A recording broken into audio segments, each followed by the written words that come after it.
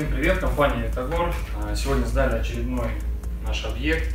Это у нас барбекю комплекс, в составе которого мини-русская печь, мангал с топкой 1 метр и печка под казан и рабочая зона 2 метра. Для этого комплекса использовали кирпич ручной формовки Донские Зори, установлена фурнитура Везувий, а также столешница у нас покрыта гранитом.